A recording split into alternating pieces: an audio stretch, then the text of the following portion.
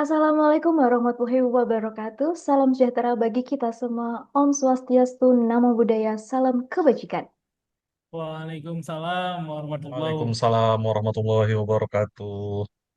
Halo semuanya, kita balik lagi di podcast Lensa Nusantara dengan saya Anissa Sari.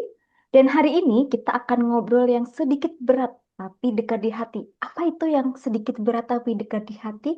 Oke, kita akan membahas terkait soal visualisasi bangsa. Namun sebelum itu, saya akan memperkenalkan di sini ada Pak Bastian, Pak Faisal, dan Bu Asika. Selamat siang Bapak Ibu sekalian. Selamat Selamat Selamat siang siang siang, Ibu Ibu. Ibu. Anissa. Halo semuanya.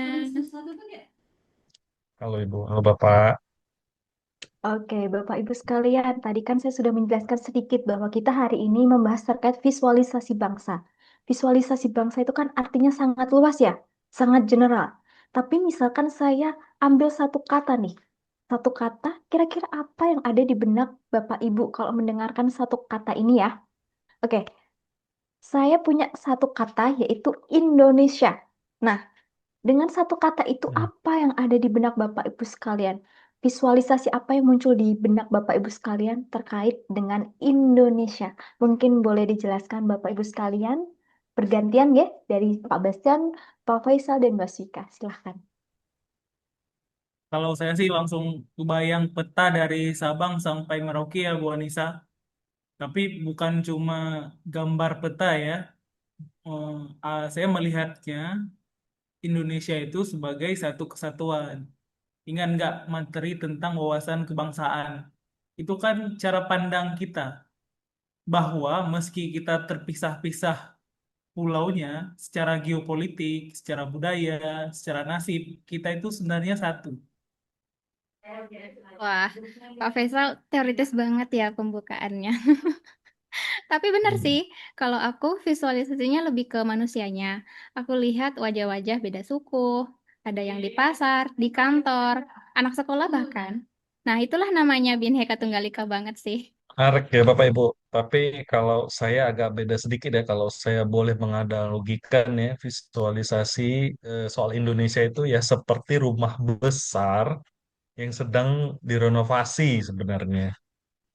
Waduh, kenapa kok Pak Bas mengaitkan dengan renovasi Pak Bas? Mungkin boleh dijelaskan biar kita ini tahu nih maksud dari renovasi itu seperti apa?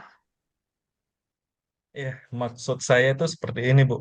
Rumahnya kan udah berdiri kokoh ya Indonesia ini, fondasinya. Ya, maksud saya fondasinya itu adalah Pancasila ya, dan Undang-Undang Dasar 1945. Nah, itu kan udah final ya, harga mati. Tapi di dalamnya kita masih, menurut saya, itu masih berantakan di sana sini. Masih ada korupsi, kesenjangan, atau hoax yang bikin temboknya itu sendiri menjadi retak. Jadi visualisasi saya adalah negara ini masih work in progress sebenarnya. Setuju sama Pak Bastian. Ini masuk ke tantangan isu kontemporer kan sebenarnya. Memang mencintai bangsa itu nggak berarti kita tutup mata dengan semua masalahnya. Oke, dari penjelasan Bapak Ibu sekalian ini, itu semuanya merupakan poin yang penting. Jadi banyak nih orang sekarang berpikir bahwa wawasan kebangsaan itu hanya menghafal terkait sejarah ya. Namun pada intinya kan kita harus mawas diri, bagaimana terkait lingkungan Hmm. yang ada di sekitar kita ini.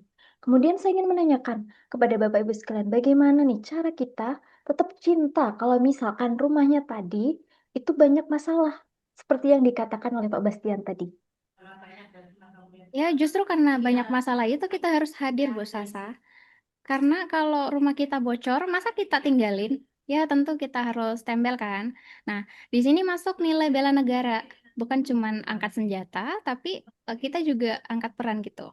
Bener ya Ibu Wika ya. Jadi saya juga pernah sering ya ngelihat di sosmed itu orang gampang ya banget menghujat negara sendiri. Padahal sadar berbangsa dan bernegara itu artinya kan kita sadar nih kalau kita ini bagian sebenarnya dari solusi, bukan hanya sekedar penonton. Oke, berarti kita harus sadar bahwa kita ini juga solusi bukan sebagai penonton saja. Oke, tadi sudah dijelaskan terkait masalah-masalahnya, namun kita sekarang adalah masuk ke solusinya. Tadi Bu Ika sempat bilang terkait angkat peran, ya kan Bu? Nah, konkretnya seperti apa terkait angkat peran ini? Biar visualisasi bangsa ini lebih nyata gitu. Kemudian juga apa yang harus kita lakukan sebagai bentuk cinta tanah air. Balik lagi ke hal simpel sebenarnya. Setiap pada Pancasila, nggak usah jauh-jauh deh. Di kantor aja, kita kerja jujur, nggak korupsi waktu, itu udah Pancasilais sebenarnya. Itu bentuk kita menjaga martabat bangsa, menurut saya.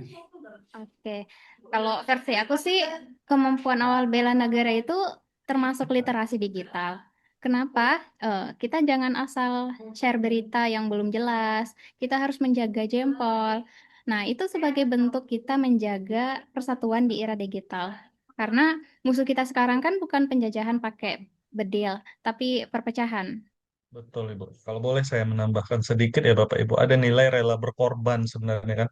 Kedengarannya serem ya, kayak harus mati, padahal rela berkorban itu kan bisa kita sederhanakan ya, dengan cara apa? Dengan cara bayar pajak tepat waktu, dengan antri yang tertib. Kita berkorban ego pribadi kita demi kepentingan umum. Itu yang paling penting saya kira. Wah, keren sekali nih pendapat dari Bapak Ibu sekalian. Saya suka banget tiap pendapat dari Bapak Ibu sekalian ini ada poin pentingnya. Jadi visualisasi bangsa yang ideal itu bukan hanya dari beberapa hal, namun terbentuk dari mozaik-mozaik tindakan kecil yang kita perbuat ya Bapak Ibu sekalian. Betul, Ibu. Betul, ingat nggak kata Bung Hatta, Indonesia itu sebenarnya besar karena persatuan. Kalau kita visualisasikan Indonesia sebagai negara maju, maka kita juga harus memantaskan diri menjadi warga negara maju. Betul, Pak Faisal. Kita jadikan profesi kita sebagai ladang ibadah dan ladang bela negara. Nah, apapun kerjamu, berikan yang terbaik untuk Indonesia. Betul sekali. Dan jangan lelah juga ya kan kita untuk mencintai Indonesia itu sendiri, walaupun dengan segala kekurangannya memang.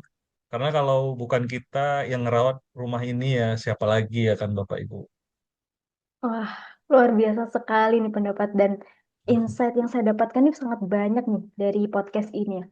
Baik, izin saya menyimpulkan dari pendapat teman-teman sekalian bahwa wawasan kebangsaan ini kompasnya itu di wawasannya, sedangkan bela negara ini sebagai langkah kakinya ya. Nah, kemudian visualisasi bangsa yang indah itu eh, akan terwujud nih apabila kita juga ikut bertindak, tidak hanya diam saja. Baik, terima kasih banyak atas waktunya Bapak Faisal, Bapak Bastian, Bu Wika, atas sharing-sharing hari Sama ini. Ibu. Semoga obrolan ini bisa menjadi insight bagi kita semua dan mungkin pendengarnya makin panas nih, makin semangat untuk berkarya. Baik, sebelumnya izin Bapak Ibu sekalian, apabila saya nanti menyuarakan merdeka, Bapak Ibu sekalian bisa mengangkat dan menggenggam tangannya, kemudian langsung menyaut dengan merdeka juga, nggih? Ya, Oke, saya mulai Bapak Ibu untuk kegiatan hari ini. Terima kasih atas waktunya. Semoga ini menjadi pembelajaran yang menarik untuk seluruh yang menonton dan untuk kita juga tentunya. Baik, saya tutup. Salam merdeka. Merdeka! Merdeka! Mereka.